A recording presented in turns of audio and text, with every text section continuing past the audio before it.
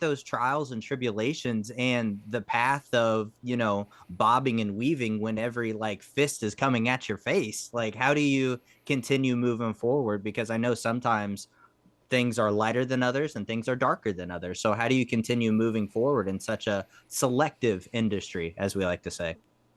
I mean, that's actually a great question because I think that's probably an answer that we're like constantly coming up with on the fly and continuing to unfold because it's Right. like what I maybe did in the past to get through those trials and tribulations, I handle completely differently now, but it doesn't mean that we don't still get punched in the face every other Yep. day, you know? So it's like in those years, I think I was easily much more easily broken in the Mm-hmm. sense of like those punches in the face would definitely keep me down a little bit longer and they hurt like a lot more, Oh, for and sure. you start to get used to it. I think it's probably with like any fighter, right? Their first fight, they're like, oh, fudge, it hurts to get your whole face broken, or like beat up. And by like becoming a champion, you're like, that's nothing, like bring it, So I think that you learn how to live with rejection and with people not believing in you. And the truth is, and like as you touched on mental health, all of those things, like I'm a suicide survivor, so at 23 I tried to end my life, and I went through like one of the hardest times of my life, and that wasn't just the industry, but there was a huge part of it, that was like constant rejection makes it really hard to feel like you're okay or you're special or like all Right. these things you've thought of yourself your whole life are true. When someone's constantly telling you no, you're like, but I believe I have that within me. Like, how do you keep going when the answer is just always no, Right. and that's the thing that we continue to develop. And it was like, for me, I had to personally within my own life start from rock bottom and go, who do I want to be? And that's just definitely not who I am right now. And then what is the first step I take? So my answer is still the same. What is the first step I can take? And what can I control, right? Because there's so much in our life and so much in this industry that's completely out of our control. But what can we control, right? Well, we That's can right. control reading a book that talks to us about this. We can control sitting down behind a computer and writing, as opposed to letting someone's negativity keep us from doing it and letting it be the excuse. Like, that is something that I think defines me in comparison to a lot of people that I know, is that there will always be excuses, Exactly. always be too busy. There will always be 1,000 things happening, and this person just punched me in the face, and this rejection hurt, and my son's doing this, and my this is that, and I just go, I don't really give a fuck. Sit down behind your computer and write those pages you said you were going to write and put in your hours today, and then you can complain about it. Then That's you can right. cry, And it's also like people, and this is something like we're raised with. I don't say this as a negativity. Almost some of us can't help it. Like, we kind of are raised with this victim mentality Oh, to without life. doubt.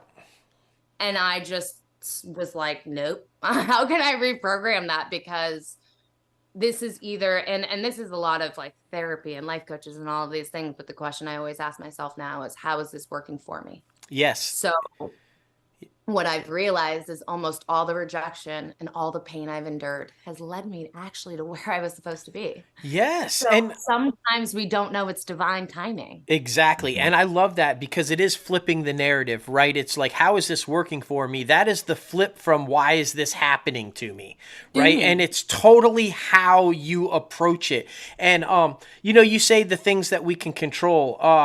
One of the things that we can control is a platform like this. Logan and I have opened up in the past too. We both come from really traumatic backgrounds and not so easy lives also. We've both opened up about our own contemplating suicide and dealing with death and the different things. And thankfully, we had some people, him for me and me for him, that prevented that, thank goodness. But I feel like more open dialogue, taking away the stigma, letting people know you're not alone.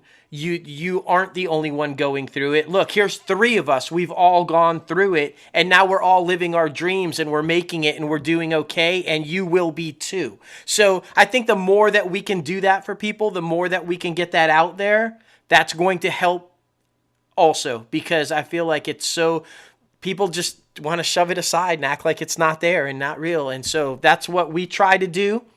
That's why we are so thankful for people like you, and thank you for opening up about that. We're on here to talk about an awesome film and talk about, oh, hey, we're filmmakers and we're living our dreams, but to open up and share such a personal story and a personal side, that's going to help a lot of people, and we always appreciate when our guests do that. And so thank you. You are an inspiration, not only to us, but to all of our people out there. And like you have been told, you are tribe, you are us, so we appreciate you. And I'm just It's gonna go, oh no, sorry. Go ahead, I was Logan. gonna say, I was gonna say it's pretty funny because while everything's been shut down, we haven't been able to do guests for this specific podcast. So we've just been doing guests for our mental health podcast because normally the mental health conversation comes later on in this conversation, but we've been so geared towards talking about it that we were just like, no, we have to, bring it to the forefront and have this conversation. But yeah, I just think it's kind of funny that, it kind of switched gears a little bit because we've been so trained for the past 6 or 7 months to just specifically talk about mental health. It's so funny. Okay, well, I've got a good transition. Oh no, go ahead. Wait, before you transition, I just have to say, like, that's the thing. Like, I cannot wait. Soon, my first film is coming out. We had to hold it because the strikes and everything. Because Right. I'm in that movie. So because of I'm SAG and DGA. Oh yes. Talk about that one. So, but my whole mission is exactly what you just said. The whole reason I fought, I have chills as I say this, the whole reason I fought to create that film, and then I put my entire life savings into it, and I made it in a really indie way, is because my entire message is suicide prevention. And the entire mission of that film was to show people that they're not alone, and to try and to start breaking the stigma that surrounds it and opening up the conversation.